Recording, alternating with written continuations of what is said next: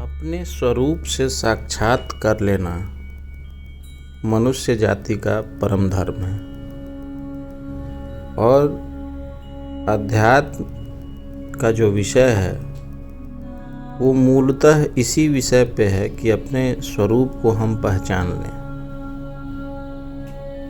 तो सुंदरकांड की कुछ पंक्तियां हैं जो विभीषण और हनुमान जी के संवाद से ली गई हैं।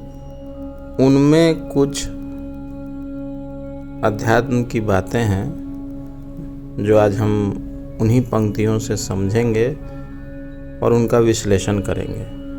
तो विभीषण जी से हनुमान जी मिलते कब हैं?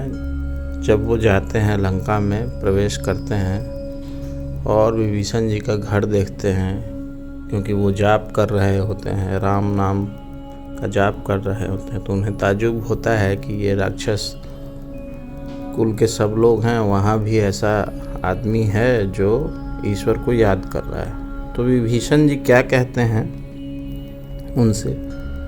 तामस तनु कछु साधन नाही, प्रीति न पद सरोज मन माही। अब मोहि भा भरोस हनुमंता, बिनु हरि कृपा मिलहि नहीं संता। विभीषण जी कहते हैं तामस तनु कछु साधन नहीं, मेरा तामसी शरीर होने से साधन तो कुछ बनता नहीं और मन में श्री रामचंद्र जी के चरण कमलों में प्रेम ही है। परंतु हे हनुमान, अब मोहि भा भरोस हनुमंता, अब मुझे विश्वास हो गया है कि श्री राम जी की मुझ पर कृपा है। बिनु हरि कृपा मिला ही नहीं संता, क्योंकि हरि के कृपा के बिना संत नहीं मिलते। अब विश्वास यानी कि फेथ का जो कमल है वो प्रस्फुटित हुआ हृदय में विभीषण जी के। पहले तो वो शक कर रहे हैं कि मेरा शरीर तामसी है, जबकि मेरा प्रेम ईश्वर के प्रति है। तो ये तुलसीदास जी ने जो ये लिखा श्री रामचरितमानस, तो उसमें मूलतः ये हम मनुष्यों की मन स्थिति के बारे में उन्होंने गौर फरमाया कि हम लोग क्या हैं, कि हम लोग की जो बुद्धि है वो तामसी है। हमारे अंदर प्रेम है, हर आदमी के अंदर प्रेम है ईश्वर के प्रति, लेकिन हम कभी कभी तामसी चीज़ों जैसा बिहेव करने लगते हैं। लेकिन आपको उस बिहेवियर को उस फेथ से काटना है। किस फेथ से?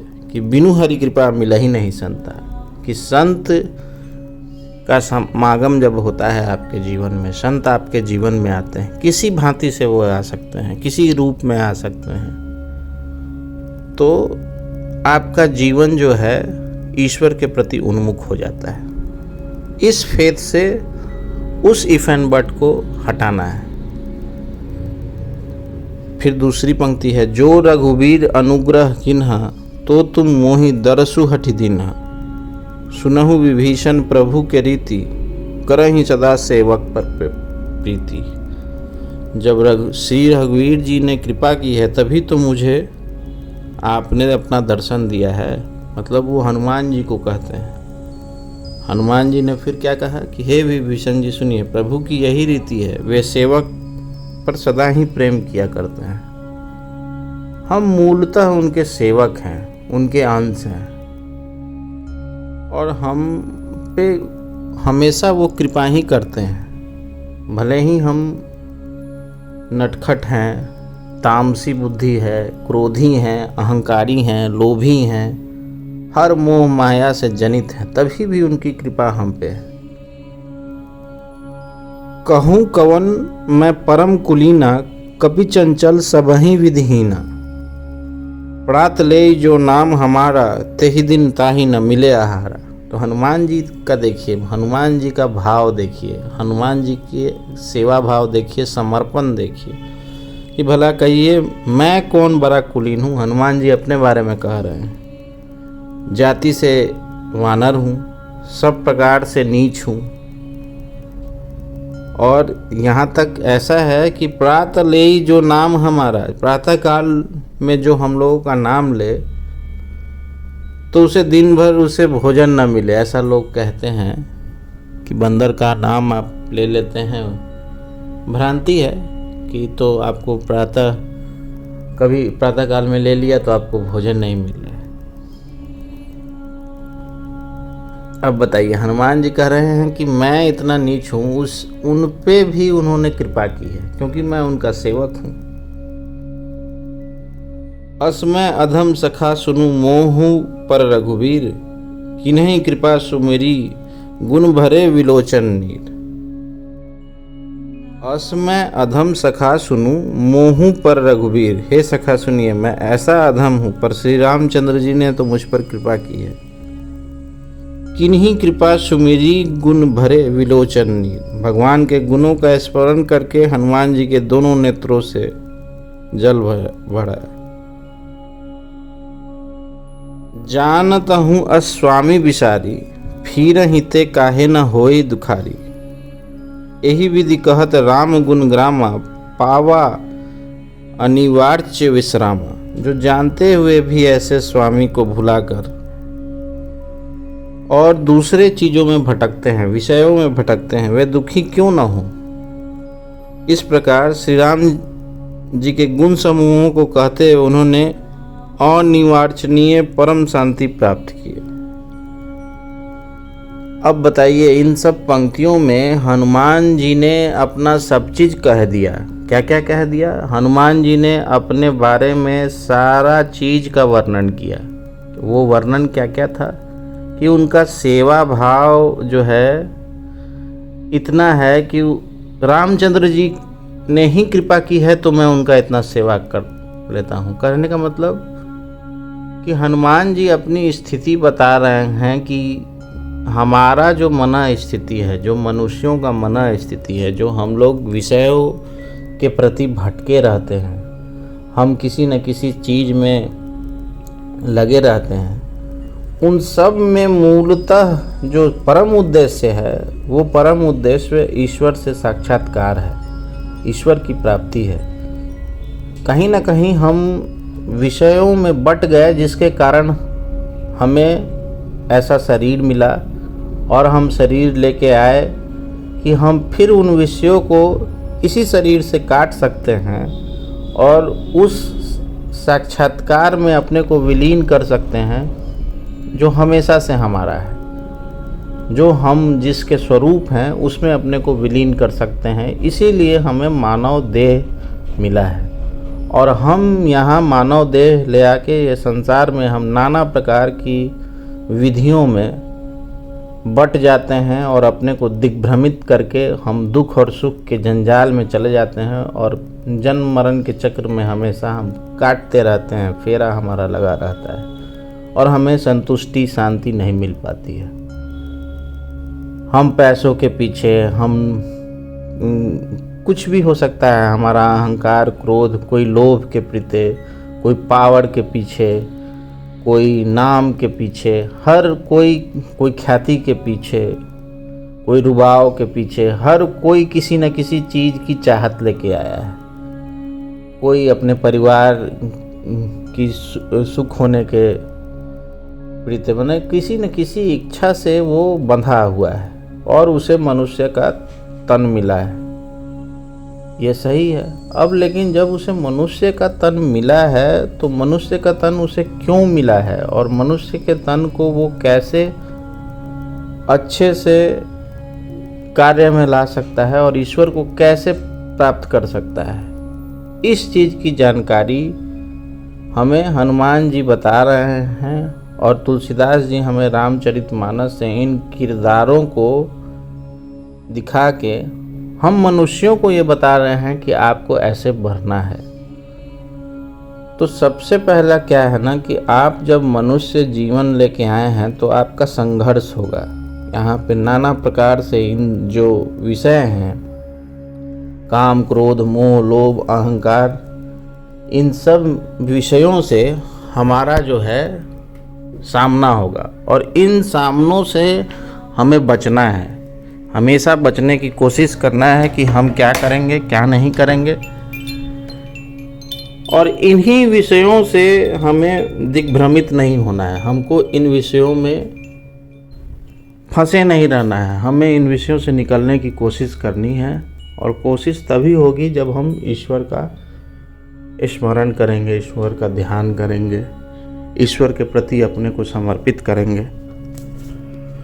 तो ये संघर्ष हमें महसूस होगा कि हमारा संघर्ष हो रहा है।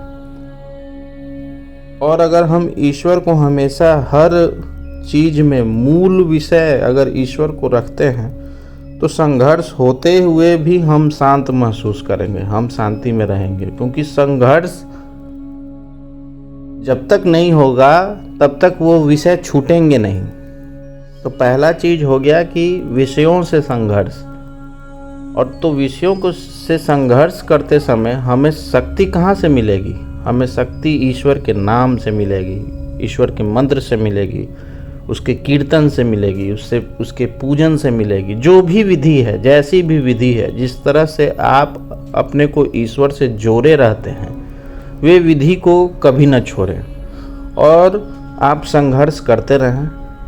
पहला पॉइंट जो हनुमान जी सिखा रहे हैं, और समर्पण भाव हनुमान जी की तरह हो, ऐसा समर्पण भाव कि जब ईश्वर ने उन्हें आदेश दिया कि आपको लंका जाना है और सीता जी का खबर लेके आना है, तो बीच में समुद्र है, तो तनिक भी एक सोच नहीं आया कि मुझे समुद्र पार करना है। जब उन्हें याद दिलाया गया कि आपका कार्य राम का कार्य करने के लिए हुआ है, तो उन्हें याद आया कि ये तो ईश्वर का कार्य है। उन्हें थोड़ा भी ये नहीं लगा कि मैं समुद्र फान पाऊंगा कि नहीं फान पाऊंगा। तो यही हमारे जीवन में भी जो भी कोई अड़चन आ रहा है, जो भी विपत्ति आ रही है, चाहे संघर्ष आ रहा है, उसके बारे में सोचना मेरा काम नहीं है। मैं ईश्वर की भक्ति करता हूँ, मेरा काम है उसको पूर्णतः से करना। और जब आप इस मन स्थिति से ईश्वर को याद करते हैं तो कोई भी काम असंभव नहीं हो जाता है। आप खुद ब खुद अपने अंदर हनुमान को जगा लेते हैं, ईश्वर को जगा लेते हैं। तो पहला है संघर्ष। दूसरा प्रायोरिटी। आपके जीवन में जो प्रायोरिटी है वो पहला प्रायोरिटी ईश्वर है, उसके बाद कोई है। भले ही कुछ भी है, आप कहीं के राजा हो सकते हैं, आप कहीं के मंत्री हो सकते हैं, आप कहीं के प्रजा हो सकते हैं, आप कहीं के सेवक हो सकते हैं, लेकिन ये सब चीज़ दिख रहा है जो हम कर रहे हैं। हमारा फर्स्ट प्रायोरिटी ईश्वर है और हमें ईश्वर को ही प्राप्त करना है और हम इसी के लिए आए हैं। ये तो बहाना है, जो चल रहा है वो चलेगा। हमारे न रहने से भी ये चलेगा, हमारे रहने से भी चलेगा, लेकिन हम जो यहाँ आए हैं तो हमें ईश्वर की भक्ति करनी है, चाहे जिस रूप में ईश्वर हमें रखे। ये दृढ़ विश्वास और ये प्रायोरिटी हमारे लाइफ का मोटिव होना चाहिए। तब हम ईश्वर के तत्व को समझ पाएंगे कि ईश्वर का तत्व क्या है। ये जो बॉडी है, जो बॉडी हमें मिला है, वो जकरण है, विषयों से जकरित, विषयों पे जो हमारा जकरण है, उसके कारण ये हमें शरीर मिला और शरीर में हम कैद हैं। तो हम वो हैं नहीं जो दिख रहे हैं, तो हम शरीर के अंदर कैद हो गए हैं। हम एक आत्मा है जो अजन्मा है, अनंत है, अविनाशी है। वो आत्मा है, वो किसी चीज़ से बंधता नहीं है। शरीर हमें बांधे नहीं रह सकता है। हमें बियॉन्ड इमेजिनेशन इससे निकलना पड़ेगा। और बियॉन्ड इमेजिनेशन कैसे निकलेंगे? तो ईश्वर के स्मरण करने से, ईश्वर को याद करने से, ईश्वर को जपने से। नाना प्रकार की विधियां हैं, जिस प्रकार से भी हम ईश्वर को याद कर लें तभी हम इन जकरण को दूर कर पाएंगे। क्योंकि हम उसी के अंश हैं जो ये पूरा ब्रह्मांड चला रहा है। ब्रह्मांड को चलाने वाला जो है, हम उसी के अंश हैं। तो जब हम अपने को उस अंश में विलीन कर लेंगे तो फिर तो हम भी ब्रह्मांड ही चलाएंगे, हम ही वो हो जाएंगे। ये अध्यात्म का मूल स्वरूप है। लेकिन अब इसमें जो है जकरण को महसूस करने के लिए, आपको हमेशा ईश्वर में उन्मुख करने के लिए आपको संत का समागम का ज़रूरत होगा। तो संत का समागम आप जब उसको जपते रहिएगा ईश्वर को, तो आपको किसी न किसी प्रकार से वो संत के रूप में आके सिखा जाएंगे। आजकल का ज़माना तो ऐसा है कि मोबाइल में आपको कुछ दिख जाएगा, कुछ आपको सत्संग प्राप्त हो जाएगा, कुछ स्थिति ऐसी घट जाएगी जो आपको सत्संग का महत्व पता चल जाएगा। तो जैसा भी है, जो भी हमारी परिस्थिति है, उसको एक्सेप्ट करके फुल सरेंडर्ड होके हनुमान जी की तरह कि हम फुल सरेंडर्ड हैं, लेकिन मेरा प्रायोरिटी ईश्वर को प्राप्त करना है बस, और फिर आगे बढ़ते रहिए। ये नहीं देखना है, संघर्ष से डरना नहीं है, संघर्ष से हारना नहीं है। जो भी जैसी स्थिति है, बीमारी है, उससे भी नहीं डरना है। अगर कोई चीज़ हो गया है, त्रासदी है, उससे भी नहीं डरना है। मेरा कार्य ईश्वर की प्राप्ति है और उस प्राप्ति को मैं प्राप्त करके रहूँगा। जब तक मेरा ये मूल उद्देश्य प्राप्त नहीं होता, मैं किसी भी विषयों में दिग्भ्रमित नहीं होऊंगा। ये संकल्प हमारा होना चाहिए, तो हम ईश्वर को प्राप्त कर सकते हैं। तो आज के लिए बस इतना ही। ओम हं हं हनुमते वायुपुत्राय पंचमुख हनुमते नमः। ओम हं हं हनुमते वायुपुत्राय पंचमुख हनुमते नमः। ओम नमः शिवाय। जय श्री राम।